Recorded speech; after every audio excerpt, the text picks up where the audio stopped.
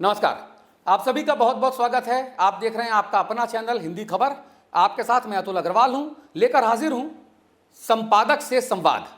और इस वक्त हमारे साथ संवाद करने के लिए मौजूद हैं बहुत लोकप्रिय शख्सियत, 5 बार के सांसद, उत्तर प्रदेश में मंत्री, केंद्र में मंत्री, महत्वपूर्ण विभाग संभालने वाले, कभी कानून एवं न्याय मंत्रालय संभाला, अभी स्वास्थ्य मंत्रालय संभाल रहे हैं, राज्य मंत्री हैं, उत्तर प्रदेश की राजनीति का बड़ा चेहरा हैं।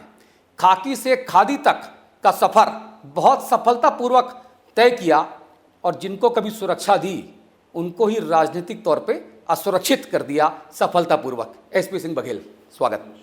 कैसे हैं आप? जन्मदिन की बहुत सारी शुभकामनाएं। बहुत बहुत धन्यवाद, आभार। क्या चल रहा है देश में, आपके विभाग में? विभाग में तो पहले से ही, मैं तो अभी 1 महीना हुआ है, prevention is always better than cure. तो अव्वल तो कोई महामारी ना आए, अगर आए तो मोदी जी के नेतृत्व में विभाग पूरी तरह से तैयार है। आप देख रहे होंगे कि कोरोना काल की मोदी मॉडल की WHO ने भी सराहना की थी। जो विकसित राष्ट्र नहीं कर पाए थे वो किया था। जो वैक्सीन का इतिहास 8 साल से 12 साल होता है, उसको मोदी जी के नेतृत्व में नॉलेज एक्सचेंज करके WHO के संपर्क में, UNO के संपर्क में रह के, जिनेवा के संपर्क में रह के 8 महीने में बना दी। तो ICMR का मैं धन्यवाद देना चाहूँगा कि कोरोना के वायरस को आइसोलेट किया, तब जाकर के बायोटेक वालों को दिया, उन्होंने वैक्सीन की। और पैरामेडिकल स्टाफ को, चिकित्सा स्वास्थ्य विभाग का आभार प्रकट करना चाहूँगा कि 220 करोड़ वैक्सीन की डोज लगाए गए। जी, अभी आप ताज़ा इस मंत्रालय में आए हैं और बहुत ज़्यादा जानकारी और आंकड़े आपने याद कर लिए हैं। जब मैं आ रहा था आपसे इंटरव्यू करने तो लोगों ने हमसे कहा सोशल मीडिया पे कि एक बार बघेल साहब से पूछिएगा ज़रूर कि आप कानून और न्याय मंत्रालय में बहुत अच्छा काम कर रहे थे, रातों रात वो विभाग बदल के आपको स्वास्थ्य मंत्रालय का जिम्मा दिया गया, तो ये प्रमोशन है या डिमोशन है? प्रधानमंत्री जी का विशेषाधिकार होता है ये कि वो अपने मंत्रिपरिषद में और कैबिनेट में किसको रखते हैं और किसको नहीं रखते हैं, और किसको कैबिनेट रखते हैं, किसको MOS इंडिपेंडेंट, किसको MOS।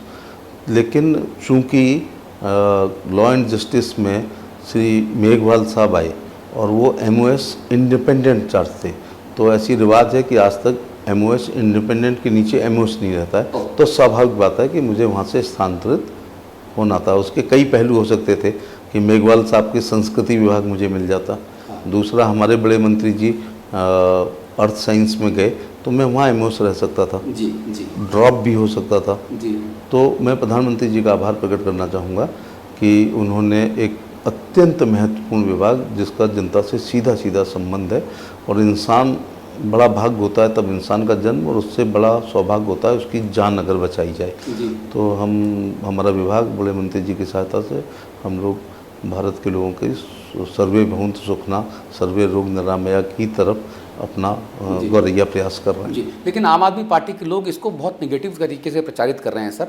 वो कह रहे हैं क्योंकि अध्यादेश जो नरेंद्र मोदी जी की सरकार लाई सुप्रीम कोर्ट के फैसले को पलटने के लिए, उस अध्यादेश को लाने के लिए ना तो आप तैयार थे और ना ही किरण रिजिजू साहब तैयार थे, और आप लोग लगातार केंद्रीय सरकार को, नेतृत्व को समझाने की कोशिश कर रहे थे कि अगर ऐसा किया जाएगा तो केजरीवाल जी और उनकी जो पार्टी है, जो उनकी सरकार है, वो जनता के बीच जाके सहानुभूति की लहर हासिल कर लेगी और ये दांव निगेटिव पड़ सकता है, और इसीलिए आप लोगों को हटा के अर्जुन राम मेघवाल के जरिए 24 घंटे के भीतर अध्यादेश लाया गया। पूरी तरह ये बात निराधार है। भारतीय जनता पार्टी और कैबिनेट में, मंत्रिपरिषद में विचार और अभिव्यक्ति की पूरी स्वतंत्रता है। सब लोग अपनी बात करते हैं। ये मायावती जी की कैबिनेट नहीं है कि जब तक चाय ना आ ना पाए तब तक वो प्रत्येक किसी को एनी प्रॉब्लम, तो सब कहते हैं नो प्रॉब्लम बहन जी। तो ये ऐसी बात नहीं है। अच्छा, आप मायावती का नाम ले लिया आपने, आप उनकी पार्टी में भी रहे हैं। 2014 में राज्यसभा मायावती जी ने आपको भेजा, उसके बाद आप भारतीय जनता पार्टी में आ गए। उसके पहले आप मुलायम सिंह जी के साथ थे। अब पहले मुलायम सिंह जी के को सिक्योरिटी देते थे आप, उसके बाद ND तिवारी साहब के साथ भी आप रहे, और फिर आपने ऐसा जो है उनसे पता नहीं क्या गुण सीख लिया कि आप 3 बार जलेसर से सांसद। उसके बाद एक चीज़ जो आपने सीखी, जो सबसे खास मुलायम सिंह का था, सियासी धोबी पछाड़, चरखा दांव, बड़े बड़ों को चित्त कर दिया आपने। वो कैसे सीखा, कब सीखा, और क्या महसूस हुआ कि सीखना चाहिए? बहुत सी चीज़ें सीखी हैं। हर अच्छे नेता से कुछ ना कुछ सीखना चाहिए। मैं अपने बैच के टॉपर्स में से एक हूँ। जी, ज़िंदगी में रिश्वत ली नहीं, दी नहीं और दिलाई नहीं। बिल्कुल। रिश्वत लेना कभी पुलिस में समस्या नहीं है। पुलिस में बहुत बड़ी समस्या है जब रिश्वत ना लो। अच्छा, ये तो बहुत बड़ी समस्या है, आज भी है? हमेशा रहेगी। वो इसलिए रहेगी कि दिन में जो जनता एप्लीकेशन लेके आएगी, जैसे मान लो किसी को मुलजिम बना दिया किसी ने, मैं आईओ था तो मैं कहूँगा कि जब आपने ये घटना नहीं की मैं आपका नाम निकाल दूंगा। तो वो कहेगा कि जब पैसे नहीं ले रहे हैं, बात नहीं कर रहे हैं तो निकालेंगे नहीं। तो वो जाके अपनी तफ्तीश और बदलवाता था। तो जब जो आदमी पैसा नहीं लेता उसे दिन में 10-15 बार आंखें झुकानी पड़ती हैं। और ये मैंने अपने फादर से सीखा है कि 37 साल पुलिस की अधिकारी वो रहे हैं और 37 गज का प्लॉट नहीं बनाया। तो हम अपने ग्रैंडफादर के गांव से मेरे पिताजी पुलिस ट्रेनिंग कॉलेज गए, 35 साल नौकरी करके वापस उसी गांव में आए, उसी घर में आए जिसमें 35 साल पहले गए थे। अच्छा रहा उनके इस गुण की वजह से आज मैं 5 बार एमपी और 6वीं बार एमएलए और मिनिस्टर भी रहा हूँ। अगर उन्होंने ये रिश्वत ली होती तो वहाँ रहते तो फिर मैं आगरा का एमपी नहीं बनता। मेरा कहने का मतलब है कि इसलिए मैं एमएससी करके गया था। फिर मुझे लग रहा था कि जो मेरी वर्किंग है आने वाले समय में राजनीति भी हावी हो रही है और मीडिया भी हावी हो रही है और लोगों में अवेयरनेस भी आ रहा है, तो नहीं कर पाएंगे तो फिर क्या करेंगे जाके। मान लो टर्मिनेट भ्रष्टाचार में नहीं, कई बार टर्मिनेशन दूसरे कामों से हो जाता है। जैसे आपने बढ़िया सा इनकाउंटर कर दिया, कोई बात हो गई। तो मैंने लॉ की, इसके बाद मैंने पीएचडी की, उच्च शिक्षा सेवा आयोग में जगह निकली, मैंने फॉर्म भर दिया, मेरा कमीशन से सिलेक्शन हो गया और उत्तर भारत का सबसे बड़ा कॉलेज आगरा में प्लेसमेंट मिला। मैं पुलिस के दौरान एक बात देखा करता था कि अक्सर जनता कहती है हमने अपने एमपी को नहीं देखा, अथवा देखा है तो थोड़ा बेईमान किस्म का देखा है। तो मुझे ऐसा लगा कि एक गुण तो पहले से ही है पुलिस में कि पैसा नहीं लेना है। दूसरा, 12-14 घंटे काम पुलिस से करा ही लिया जाता है।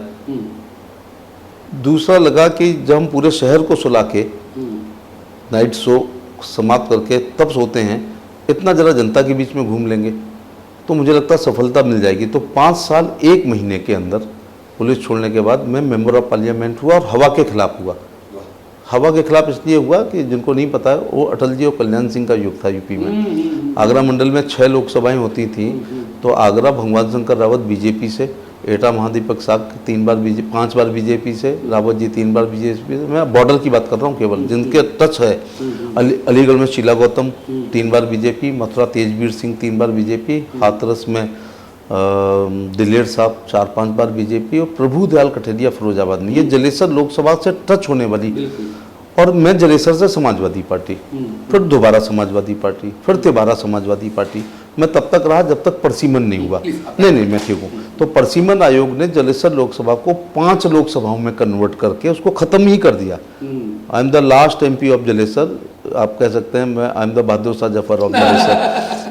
तो मेरा 5 लोकसभाओं में मेरा कुछ हिस्सा आगरा में, कुछ एटा में, कुछ फिरोजाबाद में, कुछ हाथरस में, कुछ मथुरा में चला गया।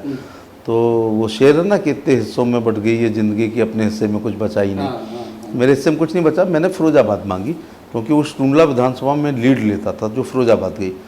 आदरणीय नेताजी ने वहाँ अखिलेश जी को लड़ा दिया। तो मैंने कहा अखिलेश जी ऑलरेडी कन्नौज से एमपी हैं, तो वो प्रधानमंत्री के दावेदार लोग तो 2 जगह से लड़ते हैं, तो आप जब प्रधानमंत्री के दावेदार नहीं हैं तो 2 जगह से क्यों लड़ रहे हैं। और एट माई कॉस्ट, मैं अपने समाज भी मेरे को बहुत प्यार करता और मैं इकलौता अपनी बिरादरी का एमपी था जी। तो मैंने कहा ठीक है, अखिलेश कन्नौज लड़ेंगे, फिरोजाबाद लड़ेंगे, इस्तीफा देंगे, नियम है 14 दिन में, और 6 महीने में इलेक्शन होगा तो मैं बाई इलेक्शन लड़ लूँगा, चाहे कन्नौज, क्योंकि मेरे खेत कन्नौज में है, मेरा गांव इटावा लोकसभा में, मेरे समस्त खेत जो हैं कन्नौज में, वहाँ का लोकल हूँ। तो कहा नहीं, डिम्पल यादव लड़ेंगी। मैं आपको एक बात और बता दूँ, इस घर में मुलायम सिंह जी, आज बिल्कुल नई बात आपकी चैनल से देश को पता चलेगी, मुलायम सिंह जी पहली बार कन्नौज मैनपुरी से एमपी हुए 1996 में और वो मिनिस्टर बने, रक्षा मंत्री। अगली बार वो मैनपुरी से बलराम सिंह जी को लड़ाया, मुलायम सिंह जी 2 जगह लड़े, कन्नौज और संभल। इस्तीफा दिया तो घर में 25 साल के अखिलेश हो गए थे तो वो चुनाव लड़े। फिर मुलायम सिंह जी 2 जगह से चुनाव लड़े, एक घेरने की जगह है, इस्तीफा दिया, धर्मेंद्र यादव आए मैनपुरी, अखिलेश यादव जी कन्नौज। फिर अखिलेश यादव 2 जगह से चुनाव लड़े, इस्तीफा दिया तो डिम्पल यादव फिरोजाबाद आई। फिर मुलायम सिंह यादव 2 जगह से लड़े और इस्तीफा दिया तो वो भतीजा नाती उनका तेज प्रताप सिंह लड़े और वो आजमगढ़ लड़े। तो कहने का मतलब है इनके घर में जैसे ही कोई 25 प्लस करेगा तो वो चुनाव लड़ता है, उसके लिए बड़ा नेता 2 जगह जाता है रिजाइन करके फिर वहाँ पे बोला। ये पूरा इतिहास सही बताया। तो मुझे अब मैं भेड़ तो नहीं चलाऊंगा जो हमारा जातीय पेशा है, नहीं अब नहीं हो पाएगा ये सब। तो स्वाभाविक बात है, मेरे को बीएसपी ने अखिलेश यादव से लड़ाया लोकसभा, केवल 64,000 से आ रहा हूँ, ऑन रिकॉर्ड बता रहा हूँ। वो मेरे ज़िंदगी का सबसे आसान चुनाव था जीतने के लिए। अचानक एक घटना होती है, वो घटना होती है कि श्री कल्याण सिंह जी स्वर्गीय और मुलायम सिंह जी का समझौता हो जाता है। देखो समझौते की बातें आजकल भी गठबंधन हो रहा है कुछ, सपा लोकदल का गठबंधन एक स्कूल का है, ठीक है ना, लेकिन वो मंदिर और मस्जिद अलग लोगों का, नॉर्थ पोल और साउथ पोल एक हो गए, बेमेल था और उसमें मैं हार गया। 45 दिन का था। जैसे ही अखिलेश यादव जीते वो ले आए, कल्याण सिंह जी स्वर्गीय को ये कहा गया कि आप राजू भैया चुनाव हार गए थे और उनकी वाइफ हार चुकी थी और वो आरकेपी में थे तो मजबूत नहीं थे, तो उन्होंने ये गठबंधन किया। लोधी राजपूत भाइयों से कल्याण सिंह जी ने कहा कि भैया वोट डाल दो, 14 दिन के लिए अखिलेश जी होंगे, इस्तीफा देंगे तो राजू भैया एमपी हो जाएंगे। जबकि लोधी भाई हमारे मंदिर समर्थक थे और वो लोग मस्जिद समर्थक थे दूसरे, समझ रहे। तो उन लोगों ने हमेशा 36 का आंकड़ा रहा, लेकिन चूंकि इनके घर में मेंबरशिप नहीं थी तो ये हुआ। इसके बाद वो चले ही नहीं अगले चुनाव तक। कल्याण सिंह जी का क्या बयान था, मुलायम सिंह यादव बिजली का नंगा तार है, मैंने छू लिया। बिल्कुल ठीक है। और मुलायम सिंह जी ने क्या कहा, देश के मुसलमानों मेरे से हिमालयन ब्लेंडर हुई कि वो तोड़ने वाले, बट मैं तो हारा। बोले इसी वजह से हारा। स्वर्गीय कल्याण सिंह जी के बारे में एक बात कहना चाहूँगा, वो अपनी जात के पोप थे। उन्होंने अखिलेश यादव को डब्बे के अंदर 1.5 लाख वोट डाला, तब मैं 64,000 से हारा। वो मेरी लाइफ का सबसे इजी चुनाव था। तो मुझे लड़ाया बहन जी ने। अगर अखिलेश यादव लड़ रहे हैं मुख्य विपक्षी, तब बीजेपी तो बहुत कमजोर थी, मुख्य विपक्षी दल, तो बसपा ने मुझे लाइक समझा कि मैं अखिलेश से लड़ सकता हूँ। इसके बाद इस्तीफा हुआ तो मैं डिम्पल यादव से लड़ा, उसमें राज बब्बर आ गए। राज बब्बर का ग्लैमर आप उन दिनों, ये अलग बात है कि वो, ये अलग बात हुई कि वो गाजियाबाद 5.5 लाख से हारे हैं। 5.5 लाख से वो वहाँ से हारे हैं जहाँ से वो जीतते थे, फतेहपुर सीकरी से, लेकिन उस समय चल गया ग्लैमर। लेकिन आप तो रामगोपाल जी के बेटे से भी हारे, अक्षय से भी। अभी तीसरा चुनाव फिर भाजपा ने मुझे अक्षय यादव से लड़ाया। तो मुद्दे पे आओ ना कि मैं अक्षय यादव से लड़ा और मैं पार्टी नहीं छोड़ा हूँ। राज्यसभा 6 साल के लिए आया था मैं, मोदी जी से प्रभावित होकर 3 साल की राज्यसभा छोड़ के और खतरनाक सीट पे लड़ा। इसको हम गांव के लोग मालूम क्या कहते हैं कि गोद के बच्चा को उठा के फेंक दो और पेट के बच्चे की उम्मीद करो। तो क्या मैं 2 सदस्यता रखता? तो मेरा समझौता क्या गजब का है कि मैं राज्यसभा छोड़ रहा हूँ और खराब सीट पे लड़ रहा हूँ। वो तो त्याग था। तो मैं अगर सियासी त्याग था। उस दौर में कितने एमपी बने थे? 73 एमपी बने थे। हम 7 लोग हारे थे। कौन 7 लोग हारे? जो सैफी परिवार से 5 लोग लड़े और जो सोनिया और राहुल जी के सामने 2 जो स्मृति ईरानी जी लड़ी थी। जी। तो वो तो चुनाव तो हार जीत क्या होती है। कातिल बहुत जलील हुआ मेरा सर काट कर, हमने दिलों को जीत लिया जंग हार कर। बहुत बढ़िया। अभी भी तो करहल गया हूँ ना मैं, अभी कहाँ समाप्त हुआ है। अभी जब मैं भारत सरकार में मंत्री था, अखिलेश यादव ने जब द बेस्ट सीट इंडिया की, यूपी की, अब बेस्ट कुछ नहीं होता, यादव मुस्लिम बाहुल पे गए तो पार्टी ने मुझे बेस्ट वर्कर मानते हुए लड़ाया और हमारी जात ने इसको ऑब्लिगेशन महसूस किया। अगर हम पुअर पर्सनैलिटी के होते तो उल्टा होता कि भाई भारत सरकार में मंत्री हैं, क्यों लड़ा रहे हैं, वहाँ मरने के लिए क्यों भेजा जा रहा है। अगर अखिलेश यादव ने एक अच्छी सीट छाटी तो मुझे लगता है कि मोदी जी ने, योगी जी ने, नड्डा जी ने, अमित शाह जी ने मुझे छाटा, तो ये मेरे लिए बहुत गौरव की बात है। तो क्या हुआ, यादव वर्सेस बघेल इलेक्शन हो गया यूपी में, तो पार्टी को कुछ परसेंट, मैं उस बहस में नहीं जाता, 4%, 5%, उससे सीटें बढ़ी होंगी। फिर डिम्पल यादव, रामगोपाल यादव, धर्मेंद्र यादव, अक्षय यादव, तेज प्रताप, इन 5 लोगों को 1 सेकंड के लिए भी करहल से बाहर नहीं जाने दिया। इसको कहते हैं खूंटे से बांधना। आज बड़ी बढ़िया बातें हो रही हैं, ये पांचों पहली बार हो रही हैं। ये पांचों लोग अगर एक दिन में 5 सभा करके आते हेलीकॉप्टर से, नेताजी तो 8-8 करते थे, तो 25 करके आते तो 20 दिन में 500 करते।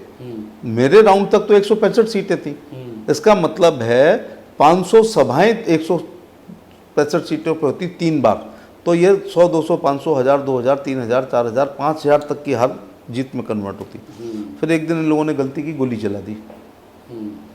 फिर हमारे समर्थक कह लो या जात कह लो, पूरे यूपी में फिर नहीं घुसने दिया कि वहाँ गोली चलाते हो और यहाँ वोट मांगते हो, ये डबल स्टैंडर्ड होता है। फिर एक दिन मुलायम सिंह जी आए, याद करो, पूरा खानदान आया। उससे क्या हुआ, उसका मनोवैज्ञानिक, मेरे पे तो ब्रह्मास्त्र चल गया, घटोत्कच को तो मन नहीं था ब्रह्मास्त्र चलवाना है अपने ऊपर, है ना, वरना अर्जुन मारा जाएगा। लेकिन उसको बहुत अच्छी तरीके से पार्टी ने पेश किया और हकीकत में किया कि भाई ये सीट आप देवरिया की, बलिया की या बस्ती की कहाँ से जीत रहे हो, जब अखिलेश यादव ही चुनाव हार रहे हैं। लोगों का कैसे हार रहे हैं, बोले हार नहीं रहे हैं तो नेताजी क्यों गए? क्या मुलायम सिंह जी लीड बढ़ाने गए थे? नहीं, सीट बचाने गए थे। और अगर उनका जाना आम बात है तो अपनी ही लोकसभा की बगल में वो भोगांव और मैनपुरी और किसनी नहीं गए। अगर वहाँ 15 मिनट के लिए चले जाते तो भोगांव जो हम जीत गए हैं और मैनपुरी जीत गए, वो हम मार जाते हैं। मैं नॉमिनेशन जब करने गया तो मैंने जयवीर सिंह वहाँ के प्रत्याशी थे और वहाँ के अग्नोती थे। मैंने कहा बॉस हमारे साथ जो भी होगा ये तो भविष्य के गर्त में, आप दोनों जीत जाओगे। और वही हुआ जो आपने कहा, वोट है ना हम लोगों का वहाँ पर। अच्छा मुझे बताइए, जैसे उत्तर प्रदेश में तमाम तरह की बातें होती हैं, मुख्यमंत्री जी को लेकर तमाम तरह की बातें होती हैं। कहा जाता है कि मुख्यमंत्री जी जो हैं, अब जिस तरीके से उन्होंने अपना काम किया है, अब उनको केंद्र में बड़ी भूमिका देने की बात चल रही है। मुख्यमंत्री जी योगी आदित्यनाथ जी के नेतृत्व में आरएसएस और भारतीय जनता पार्टी की एक प्रयोगशाला के तौर पे भी उत्तर प्रदेश को आजमाया जा रहा है अलग अलग मुद्दों पर। चाहे वो जो पोस्टर चिपकाए गए जो लव जिहाद करते हैं, जो लैंड जिहाद करते हैं, चाहे वो ऑपरेशन लंगड़ा हो, चाहे वो बुलडोज़र का चलाना हो। उसके बाद माना ये जाता है और कहा जाता है कि अगर योगी बाबा केंद्र में मोदी जी की सरकार में एक बड़ी भूमिका पाते हैं या अपनी खुद की वो सरकार के गठन की स्थिति में आते हैं, तो ओबीसी के तौर पे सबसे मजबूत और रिलायबल चेहरे के तौर पे एसपी सिंह बघेल को मुख्यमंत्री पद के तौर पे केंद्रीय नेतृत्व सुशोभित कर सकता है। ऐसी खबर आपके पास आई क्या? अगर मित्र हो तो ये सवाल पूछना ही नहीं चाहिए था।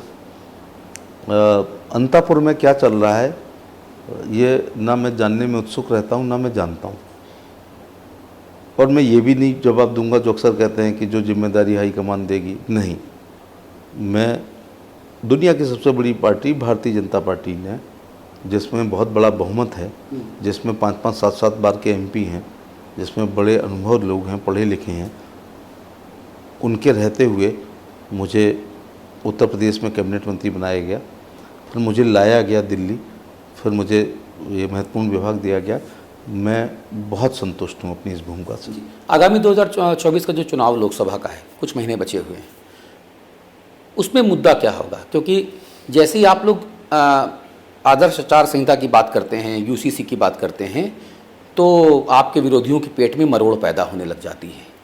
उनको लगता है कि भाई ये तो नहीं होना चाहिए, और कुछ एक वो मुल्ला मौलवी बयान दे देते हैं तो बीजेपी की बाछें और खिल जाती हैं, बिल्ली की भागते छीका फूटने की स्थिति बन जाती है, 10 उंगलियां कढ़ाई में और सर भी जो है मामला वैसा आ जाता है। तो अब क्या अब आप लोग, पहले राम मंदिर तो वो बन रहा है, चमकेगा जनवरी में, पुलवामा, एयर स्ट्राइक, बालाकोट, अब उसके बाद यूसीसी, ट्रिपल तलाक बीच में था, फिर वो सीएए का, फिर एनआरसी का, अब ये यूसीसी, क्या ये चुनाव जिताएगा इस बार आपको? नहीं, ना पुलवामा चुनाव के लिए था, न सर्जिकल स्ट्राइक चुनाव के लिए थी, संयोग था, संयोग बन गया। और 370 वचनबद्ध थे, 35A को हटाना था, राम मंदिर बनाना था, पैरवी अच्छी हुई है। प्रोसिक्यूशन डिपार्टमेंट का भी तो तारीफ होनी चाहिए ना। अतीक अहमद को अगर सज़ा हुई है तो 45 साल बाद हुई है। 35 साल क्राइम के अफजल अंसारी, सॉरी क्या नाम है, मुख्तार अंसारी, उनको सज़ा हुई है तो यूपी डिपार्टमेंट के प्रोसिक्यूशन की वजह से। इतना अच्छा भयमुक्त वातावरण योगी जी ने बनाया है कि वादी गवाही देने जा रहा है, गवाह गवाही दे रहे हैं। सर, आईओ जा रहा है। अदालत में जज के सामने आदमी को मार दिया जाता है, अस्पताल से लाते वक्त जो है खोपड़ी उड़ा दी जाती है अतीक की और अशरफ की, और उसके बाद कहा जाता है जांच होगी, एसआईटी बनेगी। जेल के भीतर जो है ठोक दिया जाता है, फिर बोलता अरे अरे वाह जैसे ठोका हमने उसको ठोक दिया।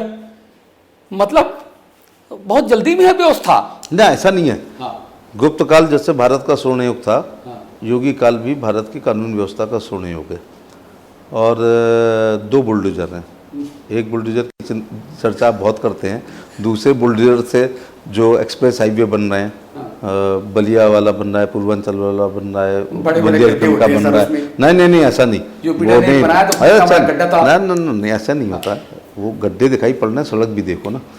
तो और दूसरे बुलडोजर से जमीन दोज होती है, वो ज़मीनें, वो बिल्डिंगें, जिन अपराधियों का इलाहाबाद विकास प्राधिकरण में विश्वास नहीं है, एलडीए में को नहीं मानते हैं, जीडीए को नहीं मानते हैं, नोएडा अथॉरिटी को नहीं मानते हैं, गरीबों की ज़मीन पे कब्जा करते हैं, बेनक्शे के, दूसरा बुलडोजर वहाँ चलता है। ये संयोग है कि वो अफजल अंसारी का या दूसरे वाले भाई का या अतीक का निकलता है। वाकपटुता में मैं आपसे जीत नहीं सकता हूँ, लेकिन बुलडोजर चलाने वाला जो हाथ है ना, वो हाथ कहाँ मोड़ रहा है पब्लिक को नज़र आता है, और वो ढूंढ ढूंढ कर किस समुदाय के लोगों के ऊपर चलाया जा रहा है ये भी लोग देख रहा है। खैर, आप उमेश पाल के घर गए। नहीं, मैं बीच में टोकूंगा। कोई कट्टर हिंदू भी कानून का उल्लंघन यूपी में करेगा, पार्टी का वोट बैंक वाला भी करेगा, तो मुख्यमंत्री के पास ऐसा चश्मा है जिसमें एक तरफ दिखते हैं जिनका कानून में विश्वास नहीं है, एक तरफ कानून में विश्वास में। तो ये ऐसा नहीं है। आप ये भी तो मानो कि जेलें किन से भरी हुई हैं। कभी जेल का आप निरीक्षण करें, अब मैं खुल के नहीं कहना चाह रहा हूँ, आप देखो तो कौन सा वर्ग वहाँ पर ज़्यादा है। तो उस समय ये जो अपराधी हैं, ये सपा बसपा के कूड़े पे पनपे हुए कीड़े हैं। जैसे ही कीड़ा मसला जाता है तो उनके पेट में दर्द होता है। उमेश पाल क्या कुछ कह रहे थे आप? हाँ, आप उमेश पाल पे आऊँगा। 2022 में उत्तर प्रदेश में वीवीआईपी गेस्ट हाउस, नहीं, हमें यूसीसी पे आना पड़ेगा। उसका आंसर अभी कहाँ आया? आपने कहा ना कि क्या इसको लेके जाएंगे। देश कानून से चलेगा, संविधान से चलेगा, विधेयक और एक्ट से चलेगा। जब प्रधानमंत्री जी की मंशा है कि 1 नेशन 1 ग्रिड कर दिया ना, फ़ायदा हो रहा है ना उससे।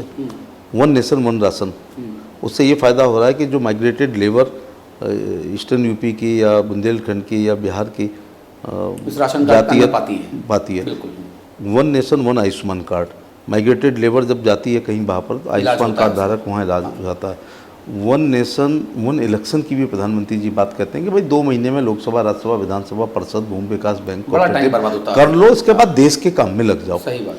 तो 1 नेशन 1 कानून पर क्यों पेट में दर्द हो रहा है?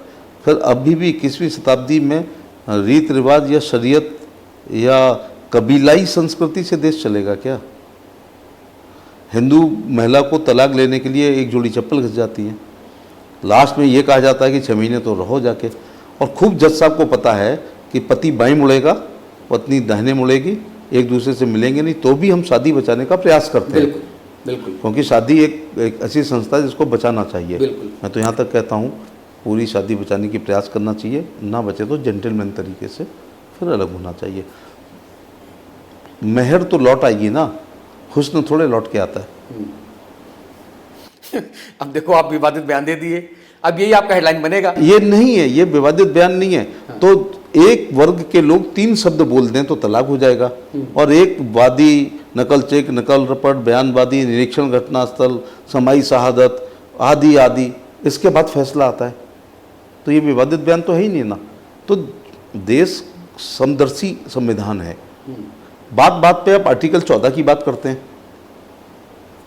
धर्म विशेष के लोग फिर आर्टिकल 14 की बात सीधा बोलिए ना, इस्लाम के लोग मुसलमान, सीधा बोलिए। तो हाँ, कोई दिक्कत नहीं है। हाँ। तो ये यूसीसी जो है यूनिफॉर्म, अच्छा ये बताइएगा कि ये पुलिस में एक नीला पैंट पहने, एक पीला पहने, एक कुछ करे, तो यूनिफॉर्म क्यों? सब एक से देखें। स्कूल में यूनिफॉर्म क्यों है? अमीर और गरीब एक सा पहने, वरना सुपरिटी कॉम्प्लेक्स वाले रहेंगे, इन्फिनिटी कॉम्प्लेक्स वाले बच्चे तो हम पकड़े जाएंगे कि हम मनरेगा के मजदूर के बच्चे हैं, इसलिए यूनिफॉर्म। तो why not uniform civil code? When uniform is a dress. क्या ये चुनौती है आपके लिए? लागू करेंगे आप? कंफर्म है चुनाव के पहले आएगा? ये इससे मतलब नहीं है, लेकिन मैं लॉ कमीशन की को ऋतुराज अवस्थी जी का धन्यवाद देना चाहूँगा कि ऐसे नहीं है कि आप सुबह सो के उठो तो यूसीसी आ गई, टाइम लगता है, मंडल कमीशन की तरह। Yes yes yes. सुबह तो फिर क्या होता है, हमें लोगों को मेंटली प्रिपेयर्ड करना चाहिए। जैसे जीएसटी आई तो एकदम सुबह शुरू में व्यापारियों को बड़ा कष्ट हुआ, लेकिन जब सेमिनार्स हुई, पीयूष गोयल साहब गए, मेघवाल साहब उन दिनों थे, आगरा आए थे, सीएज की मीटिंग करी हमने, chamber of commerce and industries करी, वित्त वालों को बुलाया, लोगों को लगा फिर वो ब्रह्मा की लकीर नहीं है, उस काउंसिल में सुधार होते रहे हैं, तो पब्लिक डोमेन में कर दिया गया। हम पत्रकार भाइयों से कह रहे हैं कि भाई बताओ आपकी क्या राय है, हम सभी धर्म के उनको कह दिया गया कि आप लोग बताओ। मुस्लिम लोगों ने तो साफ कर दिया है। कल मैं खालिद रशीद फिरंगी महिला साहब का बयान सुन रहा था, मैं कलवे जवाद का बयान सुन रहा था, बाकी 2-3 लोगों का और मैंने सुना। बहुत अच्छा है, ये सारे लोग बयान दें, इन सारे लोगों के बयान, ये ये सारे लोगों के बिलबिलाने से देश समझेगा कि आखिर इनका हिडन एजेंडा क्या है। क्या है हिडन एजेंडा? यही है कि जनसंख्या बढ़े और एक दिन जो है रिमोट हाथ में रहे। अरे तो आप यूसीसी और जनसंख्या नियंत्रण को कहाँ जोड़ दिए भैया? यूसीसी का जनसंख्या नियंत्रण से एक संबंध है, कई चीज़ें संबंध हैं। यूसीसी में समान यूनिफॉर्म सिविल कोड होना चाहिए, उत्तराधिकार के मामले में, शादी के मामले में, तलाक के मामले में। मर्डर में तो एक ही है ना, 302 तो एक ही है, धारा 147, 48, 323, 504, 506, 307, 308 में तो सब एक है। यहाँ का को बड़ी दिक्कत हो रही है। अच्छा, यूसीसी में खास क्या है? जैसे ये हिंदू अनडिवाइडेड फैमिली रूल ये खत्म हो जाएगा, या मुस्लिम पर्सनल लॉ बोर्ड खत्म हो जाएगा, या वो जो शरिया की बात है वो खत्म हो जाएगा, मतलब सबके लिए केवल संविधान हमारा सर्वोपरि रहेगा ना? ये जो पर्सनल बनाए ये सब खत्म हो जाएंगे। पर्सनल क्यों होना चाहिए ना? हाँ, मैं पूछना चाह रहा हूँ। ये 7वीं शताब्दी है क्या कि कबीलाई संस्कृति चलेगी? ये 7वीं शताब्दी नहीं है। अब किसी को मारना है तो पत्थर से मार सकते हैं क्या? क्या हाथ काटा जा सकता है आप क्या जिना करने पर? तो माननीय अदालत जो आदेश देंगी वो मानना पड़ेगा। संविधान से ऊपर कोई नहीं है और संविधान से नीचे भी कोई नहीं है जी। मैं बात कर रहा था 2022 के जब चुनाव हुए विधानसभा के उत्तर प्रदेश में, तो वहाँ पे संजय सिंह ने एक आरोप लगाया, जो राज्यसभा सांसद हैं, आपके मित्र हैं आम आदमी पार्टी के। उन्होंने आरोप लगाया कि साहब ये उत्तर प्रदेश में पोस्टर लग गए वीवीआईपी गेस्ट हाउस लखनऊ में कैंटीन के बाहर कि भाई योगी जी के चेले हैं और पंडितों को पेले हैं, ये पोस्टर लगे थे बाकायदा। उसके बाद एसटीएफ का नया नामकरण करते हुए संजय सिंह ने कहा कि साहब ये स्पेशल टास्क फोर्स नहीं है, ये स्पेशल ठाकुर फोर्स है।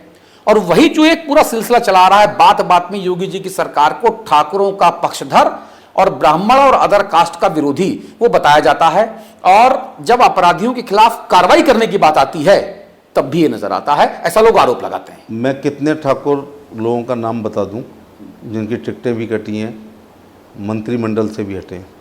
अच्छा नहीं लगेगा उनका नाम लेते हुए, आप भी इंटेलिजेंट हो, महत्वपूर्ण मंत्री के पद से हटे। जी जी, और सीएम का होता है कि उसका विवेक होता है, ठीक है ना, मंत्रिपरिषद तो हटे हैं, टिकट कटी हैं, अपराधियों के खिलाफ कार्रवाई की बात है सर। जेल भी गए हैं। हाँ। मुख्यमंत्री जी माँ को छोड़ आए हैं, पिता को छोड़ आए हैं, भाई बहनों को छोड़ आए हैं, सभी रंगों को छोड़ आए हैं, गृहस्थ जीवन जी रहे हैं, वो जात को भी छोड़ आए हैं। ये गलत आरोप लगते हैं। आम आदमी पार्टी ने 27 राजपूत बाहुबलियों की सूची जारी की और उसमें कहा कि साहब इनमें से बताएं कि कार्रवाई कब होगी। उसमें धनंजय सिंह थे, उसमें ब्रजेश सिंह थे, उसमें ब्रजभूषण शरण सिंह थे, उसमें तमाम दूसरे सिंह थे, बड़े बड़े लाट साहब थे, बाबू साहब थे। एफआईआर होने से कोई अपराधी नहीं होता है। हाँ, सही बात है। गुण दोष के आधार पर माननीय अदालत सजाएं देंगी। जिस दिन ये फरार कोई होगा इनमें से, सुनिएगा मैं बड़ा ओपन कर रहा हूँ, फरार होगा, सम्मन नहीं तामील करेगा, वेलेबल पे बिल नहीं लेगा, नॉन वेलेबल पे भी नहीं होगा, तो 82-83 भी होती हैं, चाहे वो किसी भी जात के हैं। इस देश की अदालतें अपने आप काम करती हैं। हमारा पुलिस का काम है कि सम्मन, वेलेबल, नॉन वेलेबल की तामील कराना, 82-83 करना, लेकिन ये सब अदालत के काम है। चलिए, उत्तर प्रदेश से आप आते हैं। उत्तर प्रदेश में समाजवादी पार्टी का क्या भविष्य आप देख पा रहे हैं? क्योंकि आप उस पार्टी में रहे हैं, आप उस पार्टी के मुखिया के बड़े करीबी रहे हैं, और उस पार्टी के मुखिया को, उनके परिवार के लोगों को आपने उन्हीं के चरखा दांव से पटकनी दी है, येन केन प्रकारेण। क्या भविष्य देखते हैं? भविष्य इसलिए अच्छा नहीं है क्योंकि अभी पीढ़ी वो जिंदा है जिनके प्लॉटों पे कब्जा हुआ है, जिनके मकानों पे कब्जा हुआ है, जिनकी बेटियों के साथ जिना हुआ है, जिनके अपहरण हुए हैं, वो व्यापारी अभी वो पीढ़ी ने देखा है कि दुकान बंद करके जाता था तो थैला छिन जाता था, गोली लग जाती थी। अभी लोगों को वो मथुरा वाला याद है, मैं थोड़ा भूल रहा हूँ, मथुरा बदायूं है, बहुत सारे केसेस अपराधी का नाम हैं। वो, Yes, yes, yes. जिसने एक पैरेलल गवर्नमेंट एक पार्क पे कब्जा कर रखा था, रामरक्ष यादव। रामरक्ष यादव। तो इसलिए भविष्य अच्छा नहीं है। दूसरी बात यह है कि जो तुष्टीकरण की राजनीति करेगा इस देश में वो लंबा नहीं चलेगा। अब नई पीढ़ी, गुड एजुकेशन वाली पीढ़ी जो है वो बात करना चाहती है ओजोन पर, लेयर पे, वो जलवायु परिवर्तन पर, वो वाटर हार्वेस्टिंग पे, वो ग्लोबल वार्मिंग पे, वो आपकी विदेश नीति पे, आपकी जल नीति पर, आपकी स्वास्थ्य नीति पर। वो जात और गोत्र के चक्कर में नहीं पड़ेगी और ये उससे निकल के बाहर नहीं आए। फॉर एग्जाम्पल अभी उन्होंने पीडीए बनाया, पी माने पिछला, पता नहीं कौन सलाहकार है, डी माने दलित और ए माने अल्पसंख्यक। अगर शब्दों के माया जाल से वोट मिलता हो तो मैं अखिलेश जी को एक सलाह देता हूँ, भाई एक शब्द बाकी है, जी, समझे ना आप, जनरल। हाँ, ठीक है, तो पिछड़े हो गए पी से, डी दलित से, और ए से अल्पसंख्यक और जी से जनरल। तब तो एक सब आपका हो गया। एक सब आपका हो गया तो सारी सीटें जीतो, बीजेपी और बाहर। सारी सीटें जीतो, बीजेपी क्या सभी बाहर हैं।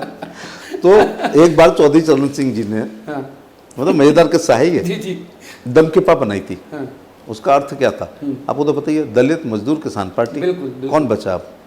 किसान में तो 80% देश आ गया, और दलित और मजदूर मिला के बहुत बड़ा। और एमपी कितने आए थे? 2। खुद चौधरी साहब जीते थे बागपत से और प्यारे मियाँ एटा से। हाँ, हाँ, और इंदिरा गांधी की मौत की लहर की सहानुभूति 83 एमपीओं को उड़ा ले गई थी।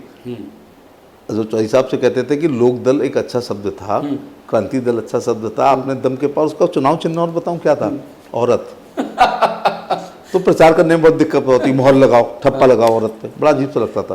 तो दलित मजदूर किसान, तो चौधरी साहब कहते थे सब है इसमें भाई, दलित है, दलित बहुत बड़ा वर्ग है, 20-22% है, मजदूर मनरेगा में ही देख लो करोड़ों मजदूर, और किसान का तो देश है। इस देश की खुशहाली का रास्ता खेत कल्याण से जाता है। जब तक सृष्टि रहेगी ये देश किसानों का होगा। 2 एमपी क्यों आए थे? तो पीडीए के फिर सोच लो ना। जातीय जनगणना के ऊपर बहुत बात हो रही है सर। जो आपके विरोधी दल हैं, जो नरेंद्र मोदी जी के हाथों से सत्ता छीन लेने के लिए छटपटा रहे हैं, जो सब एक साथ आना चाह रहे हैं, सारे सांप छछूंदर जो है, जितना भेड़ बिल्ली कुत्ता बकरी सब एक साथ आना चाहते हैं, वो शंकर जी की बारात टाइप का कुछ निकालना चाह रहे हैं। भेड़ अलग है। अच्छा, तो ये सब आना चाह रहे हैं साथ में। तो जातीय जनगणना पे बहुत बात हो रही है, इस पर आप क्या कहेंगे? और बढ़ावा देंगे ये लोग वर्ग संघर्ष। लोग अपने बायोडेटा में अपनी सेवा नहीं लिखेंगे, लोग ये लिखेंगे कि हमारी जात और हमारा गोत्र इतना है। सेवा में कमी आएगी। मैं अपने निजी विचार व्यक्त करूं, जी प्लीज। जहाँ सबसे कम बघेल हूँ मैं वहाँ चुनाव लड़ना चाहता हूँ। क्यों? सर्वाइवल ऑफ द फिटेस्ट के लिए मैं हाथ पाँव मारूंगा। फिर मैं ये नहीं कह सकता कि सवेरे 1.5 लाख से तो मैं इलेक्शन शुरू करूंगा, तो मेरी सेवाएं बढ़ेंगी।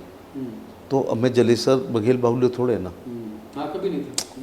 तो फिर 3-3 बार जीतना वहाँ पर, उसका पीछे कारण है। आपने पूछा ना क्या मैंने क्या करता रहूँ ज़िंदगी भर।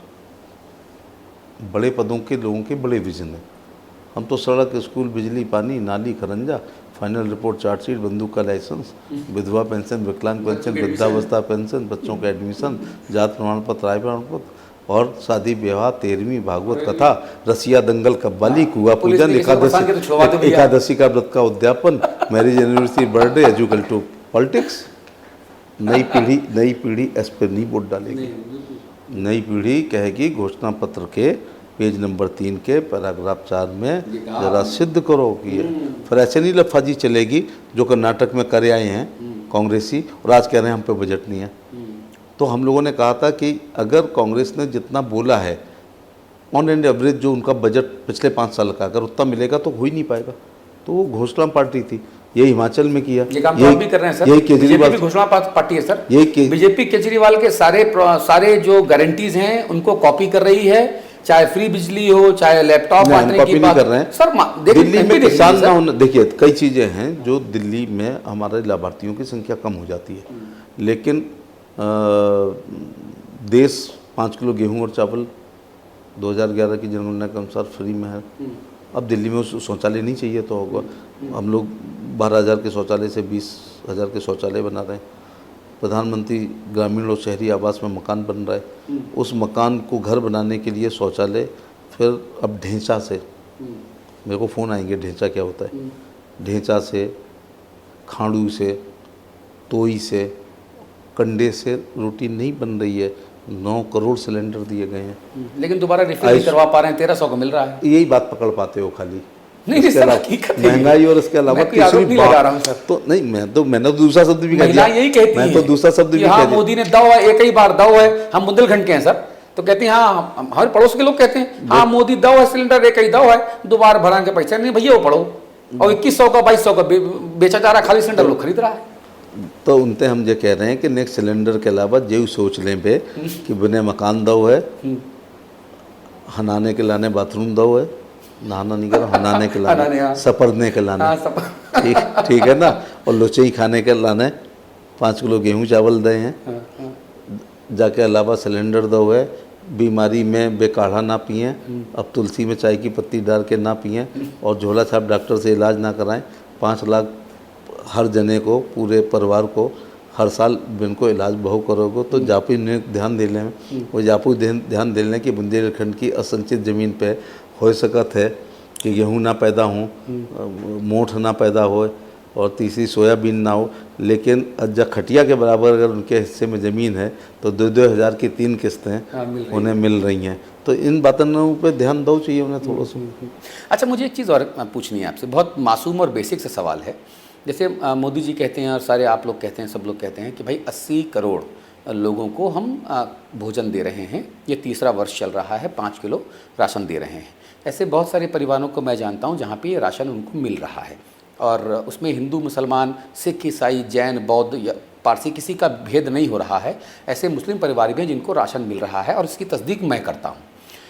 मेरा ये सवाल है कि क्या ये बेहतर ना हो कि हम प्रदेश वाइज एक आंकड़ा जारी कर दें कि भाई उत्तर प्रदेश के इतने लोगों को राशन दे रहे हैं, एमपी में इतने लोगों को दे रहे हैं, गोवा में इतना है, महाराष्ट्र में इतना, गुजरात में इतना, ताकि एक परफॉर्मेंस प्रेशर उस राज्य की सरकारों पे भी पड़े कि अगर उत्तर प्रदेश में मान लीजिए कि साहब इतने नंबर, इतने करोड़ लोग जो हैं जिनको राशन मिल रहा है, तो सरकार पे, मुख्यमंत्री जी पे प्रेशर पड़े कि भाई ये नंबर अगले साल हमको कम करना है। आज हम मान लो 2 करोड़ लोग खाना ले रहे हैं, तो अगले साल ही हमको 1 करोड़ करना है, 1 करोड़ को सशक्त बनाना है। क्या ये आंकड़ा नहीं दिया जाना चाहिए? इसकी बात तो छोड़ो, दिल्ली से पैसा जाता है, अब आयुष्मान कार्ड बंगाल नहीं लागू कर रहा था, तो अगर आपकी कोई योजना है तो हमारे 5 लाख तो ले लो ना। ये आंकड़ा जारी होना चाहिए कि नहीं होना ये चाहिए? इस पर कि चलो एक काम करेंगे, लेकिन फिलहाल तो ये है कि मुंह खाए तो आंखें झुकनी चाहिए। अच्छा, चलो एक बहुत महत्वपूर्ण बात करते हैं आज। जी। चुनाव के दौरान एक ने कहा कि ये सज्जन जो सामने से आ रहे हैं ये आपको वोट नहीं करेंगे, तो मैंने कहा, और 7 योजनाओं का लाभ ले रहे हैं, तो मैंने कहा चाचा वोट तो मांग रहे हैं आपसे, ये योजना है, आपके पास आवास है, फिर शौचालय है, फिर उसमें सिलेंडर है, 5 किलो गेहूँ चावल, एक घर में विधवा है तो विधवा पेंशन भी आ रही है, और तुम्हारे नाम में कूण जमीनों है तो तुम किसान सम्मान निधि पाए रहे हो। तो बिन्ने हमसे कही कि जे मोदी जी का अपनी जेब से दे रहे हैं, बुंदेलखंड के, इसलिए मैं भाषा बोल रहा हूँ। तो हमने उनसे कही कि जे बाबा साहब को तो हम सब मानते ही हैं। हमने कहा भगवान, तो जो भगवान जी ने संविधान के कौन से अनुच्छेद के कौन पेज पे जा लिखी है कि तुम्हारा अधिकार है और सरकार को कर्तव्य है कि तुम्हारा शौचालय बने, आवास बने, 5 किलो गेहूँ चावल दे जाए, और सिलेंडर तो बाद जमाने में थे ही नहीं, तो सिलेंडर मिले, ठीक है, और फिक्स करो कि आयुष्मान में 5 ही लाख को इलाज हो है। तो ये ऑब्लिगेटरी योजनाएं हैं, ये मैंडेटरी नहीं है। अब मैं ये कहना चाहता हूँ कि अगर मुंह खाए और आप खानदानी व्यक्ति हैं तो आंखों को झुकना चाहिए। दूसरा मैं ये कहता हूँ कि यदि 5 लाख में मोदी जी के पैसे से किडनी ट्रांसप्लांट हुई है तो नरेंद्र मोदी आयुष्मान भव कहना चाहिए। दूसरा बात है, बीजेपी के कई हार्ड वर्कर को एक गुस्सा आती है आगरा में खासतौर से कि ज़्यादातर दलित और मुस्लिम भाई जो हैं लाभार्थियों की संख्या, तो हम लोगों पर तो सब लिस्ट हैं। मुस्लिम के साथ एक SP सिंह, बघेल चल नहीं, राम सिंह, मैं भी ठाकुर, मैं भी बघेल, मैं भी यादव, मैं भी कुर्मी, मैं भी लोधी, मैं भी निषाद, ओके, मैं भी जाट, मैं भी गुजर। मुसलमान तो नाम से पकड़ा जाता है, शक्ल सूरत कपड़े पहनावे से भी दिख जाता है। तो हम लाभार्थियों की संख्या हमने पता कर ली कितनी है। कहते हैं साहब ये लाभ ले रहे हैं और वोट नहीं दे रहे हैं। मैं यहाँ 2 बातें कहना चाहूँगा। एक, डेमोक्रेसी है, कोई किसी को वोट डाले, ठीक, ठीक है। लेकिन दूसरी भी बात है कि मुंह खाए तो आंखें झुकें। दूसरी बात है कि ये मैंडेटरी थी तो हमने कोई एहसान नहीं किया, ये ऑब्लिगेटरी हैं भाई।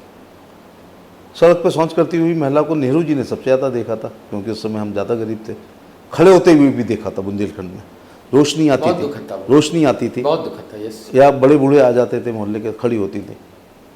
खाना खाते हुए अपने यहाँ कहा जाता है कि कोई सज्जन ना जाए, उठना नहीं है।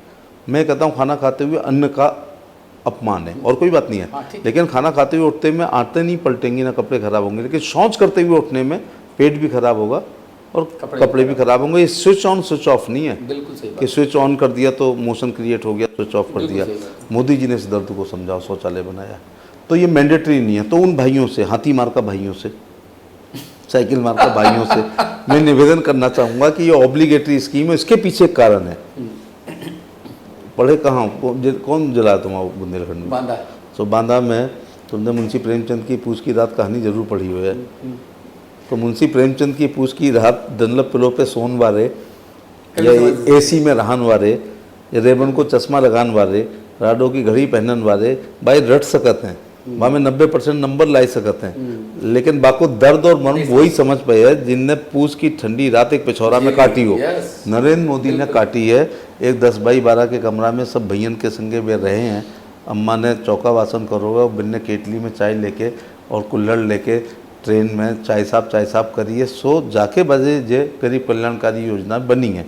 चांदी की चम्मच मुंह में लेके जो पैदा होता है वो कभी गरीबी सोच समझे। ये बात फिर केजरीवाल साहब को समझ नहीं आती, जो चौथी पास राजा कहते हैं नरेंद्र मोदी जी को, आरोप लगाते हैं कि अशिक्षित हैं, डिग्री फर्जी है, ये सब बातें फिर कहाँ से आती हैं? उनके एक एक वाक्य से विद्वता झलकती है। आज अमेरिका में देख लो कि किस प्रकार से बौराए हैं, बौराना शब्द कह रहा हूँ मैं। बिल्कुल सही।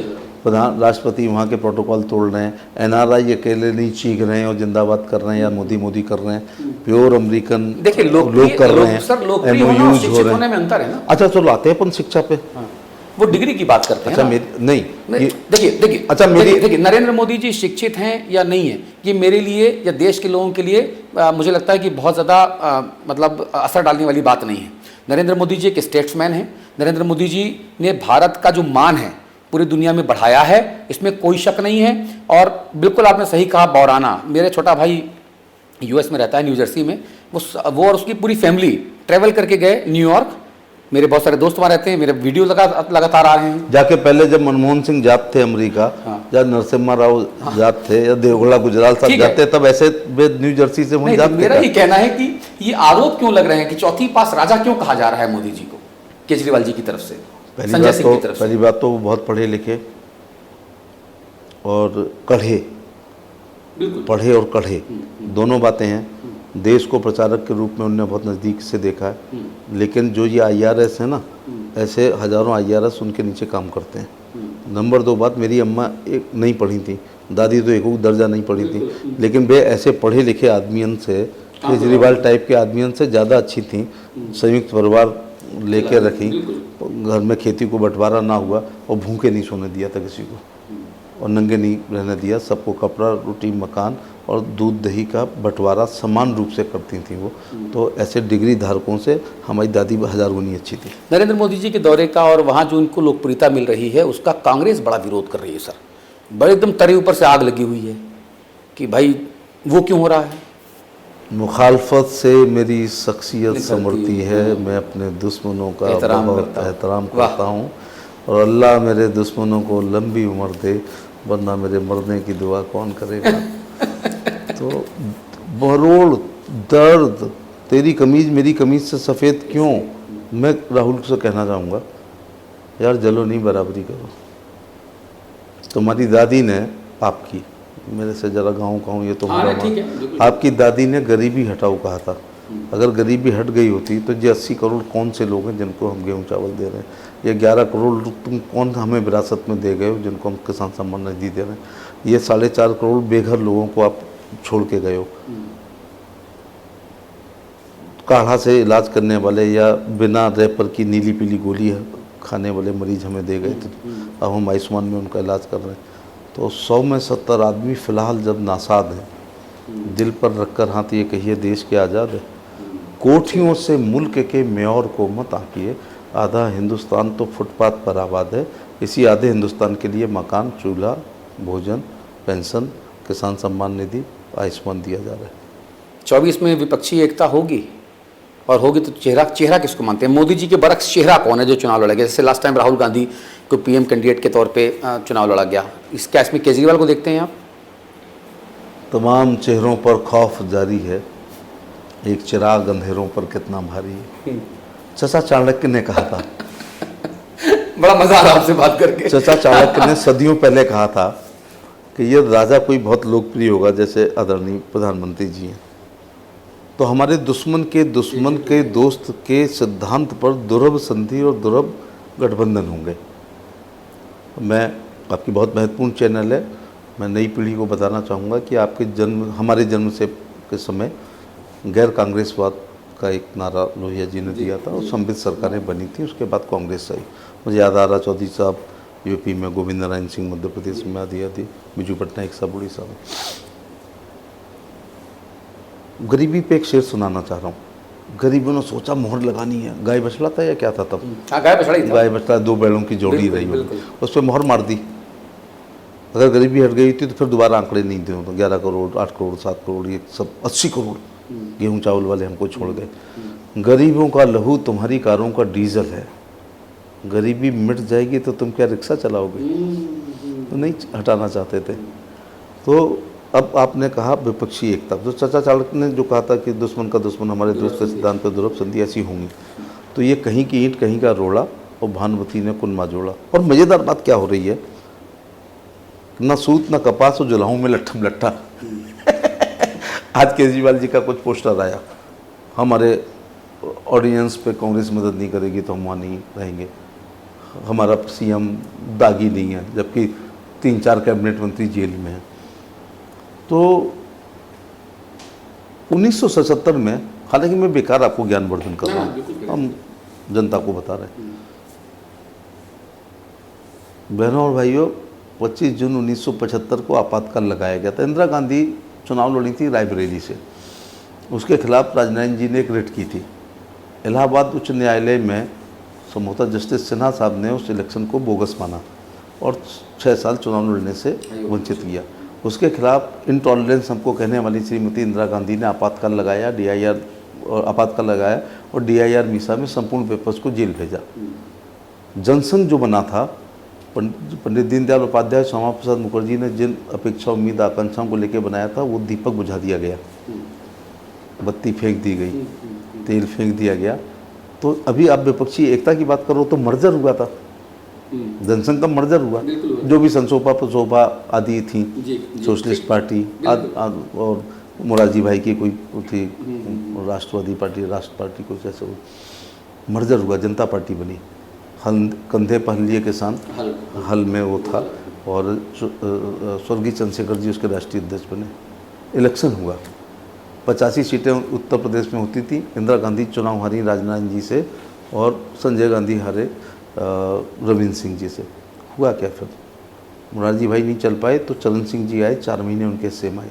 27 महीने में इतना भयंकर वाला बहुमत खत्म हो गया। जनता ये कह रही है इससे बड़ा तुम्हें हम क्या बहुमत देते, तुम लोग चले नहीं। फिर हुआ, फिर सर हुआ 1989 में, तो VP सिंह साहब, जनता दल, उसका चुनाव चिन्ह बच्चों को बता दूं, चक्र, ओके, हरा झंडा, हरा चक्र। हरा के पीछे भी कारण आप जानते हो, हरा क्यों रखा जाता है। अब हमारे फतेहपुर किले में बांधा गांव, तो मांडा वाला राजा मांडा, राजा नहीं फकीर है, भारत की तकदीर है। खैर तो 16 महीने चला उसमें। VP सिंह साहब हट गए तो चंद्रशेखर जी 4 महीने रहे, लेकिन मैंडेट 5 साल का था। अब वो जनता तात्कालीन पूछ रही है तुम्हारे उस गठबंधन का क्या हुआ। अब आया 1996, गठबंधन हुआ, सरकार बनी, देवेगौड़ा साहब और उसके बाद गुजराल साहब।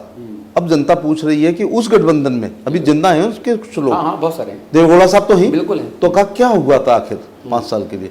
फिर सपा बसपा का उत्तर प्रदेश में गठबंधन हुआ, बहन जी किस्से में 4 महीने आए, शायद 16 महीने 13 महीने। अटल जी वाला गठबंधन क्यों बोल रहे हैं? मुलायम सिंह जी, 96 के तुरंत मैं आता हूँ, मैं उसमें भी आता हूँ।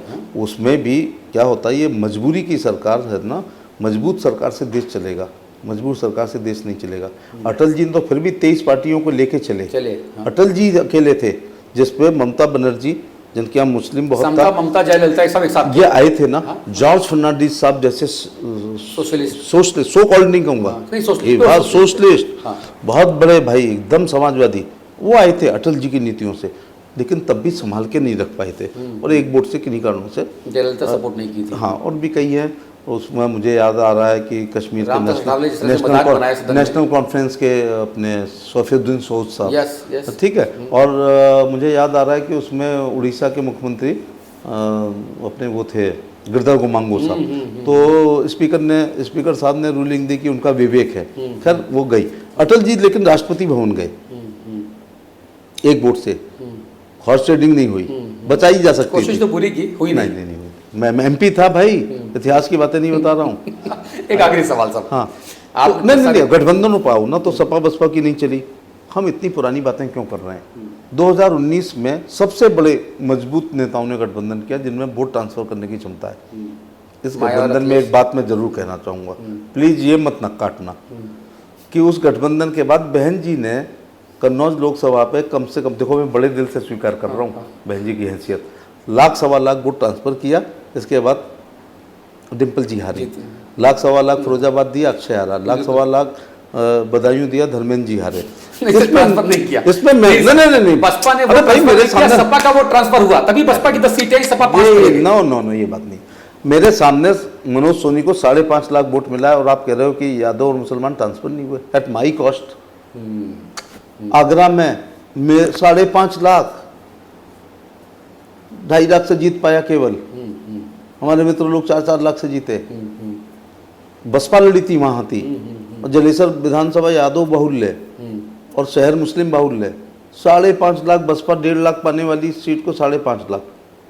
तो वो 93 का गठबंधन नहीं चला, और अभी ताज़ा नहीं चला। मैंने लेकिन कहा था आपकी चैनल पर कि आज की तारीख, स्थान और समय नोट करो, चुनाव के बाद बहन जी कहेंगे कि अखिलेश ने हमसे वोट ले लिया, हमें नहीं दिया। हाँ, और ये टूटेगा, क्योंकि जब नीतिहीन, सिद्धांत विहीन और वो होगा तो बेमेल विवाह हनीमून नहीं बना पाएगा। मैं आपको एक और अच्छी बात बताऊं, गठबंधन के बाद ये क्या कहते हैं, एक लाइन कहते हैं, मोदी जी को हटाना है, एजेंडा नंबर 1 मोदी जी। अब जनता पूछी थी क्यों हटाओ, गिव मी द रीजंस, पढ़ा लिखा कहता है give me the any one reason, और गांव के लोग ये कहते हैं कि 80 करोड़ के गेहूं चावल देना गलत बात है तो हटा दो, हमारे घर में सिलेंडर है तो हटा दो अगर गलत है, विधवा पेंशन, विकलांग पेंशन मिल रही है तो हटा दो, किसान कह रहा है कि हमें किसान सम्मान निधि मिल रही है, अगर ये गलत है तो हटा दो, हम तो वही मदद कर रहे हैं, हमारा 5 लाख में इलाज है रहा है, तो ये गलत काम है तो हटा दो, हम भी खिलाफ वोट डालेंगे। तो एक आपको बहुत बड़ी बात बताऊं, सपा बसपा एक दूसरे को गाली और जान लेने वाली पार्टी थी, उनका जैसे ही गठबंधन हुआ वैसे ही खेत पे खलिहान में बहुत नाराजगी बढ़ गई लोगों में, खेत में खलिहान में तापते हुए घाने पे जनता ने अपने आप गठबंधन कर लो, क्योंकि वो कहते क्यों, बताओ तो कारण बताओ। अच्छा, जीवन भर मुकदमे लड़े एक दूसरे के खिलाफ, हाँ, आपस में जमीन स्तर पे मुकदमे लड़े, और उसके बाद आपने जो ऊपर लेवल गठबंधन कर दिया, तो मुकदमे तो कैंसिल नहीं हुए ना। मुकदमे अकेली बात नहीं है, नैसर्गिक गठबंधन नहीं था, और दूसरी बात था कि ये उसी बाढ़ की तरह जो आप जिक्र कर चुके हो कि पेड़ में सब हैं काटने वाले, डसने वाले, हर चीज़, और बाद में अपना अपना रास्ता नापेंगे और फिर डसेंगे। चलिए, इस इंटरव्यू के आखिरी हिस्से में आ गए हैं। आधे घंटे का समय था, 1 घंटे का इंटरव्यू हो गया है, और बिल्कुल भी मतलब अभी आपसे विदा लेने का मन नहीं कर रहा है। उसके बावजूद कैमरा आपकी तरफ, अगर कोई ऐसी चीज़ जो मैं आपसे पूछना भूल गया हूँ, आपकी इस वाक चातुर्य और वाक पटुता में उलझ कर अगर मैं भटक गया हूँ और आपको लगता है कि वो बात बताना ज़रूरी है, तो कैमरा आपकी तरफ। मैं यही कहना चाहूँगा कि अगर आप खानदानी व्यक्ति हैं और योजनाएं संविधान में ना लिखी हों, मैंडेटरी ना हो, तो एहसान और अपमान दोनों याद रखना चाहिए। मुंह खाए तो आंखों को झुकना चाहिए। आयुष्मान कार्ड में इलाज है तो हमें, फिर प्रधानमंत्री जी की आत्मा का ये वाक्य है, ये किसी स्क्रिप्ट राइटर ने लिखा है, सबका साथ, सबका विकास, सबका विश्वास, सबका प्रयास। तो हम अपने मुस्लिम भाइयों से भी कहना चाहेंगे कि 24 के इलेक्शन में जब बिरयानी खा के वोट डालने जाओगे तो चावल मोदी जी के होंगे, बोटी भले तुम्हारी हो, तो चावल का हिस्सा तो मिलना चाहिए ना।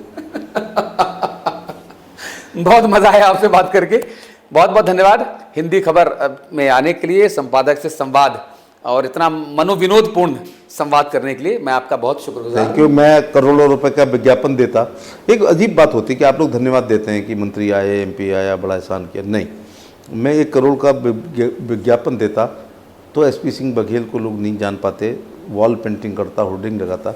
आपके चैनल के माध्यम से मैं देश और यूपी की जनता तक जा रहा हूँ। मैं निजी तौर से आपका बहुत एहसानमंद हूँ। आभारी हूं मैं आपका। धन्यवाद, धन्यवाद। Thank you so much sir, thank you so much. तो हिंदी खबर पर आपने एसपी सिंह बघेल साहब को सुना। अगले हफ्ते फिर किसी खास शख्सियत के साथ इसी अंदाज में होगी मुलाकात। तब तक आप देख रहे हैं और देखते रहिए आपका अपना चैनल हिंदी खबर। नमस्कार।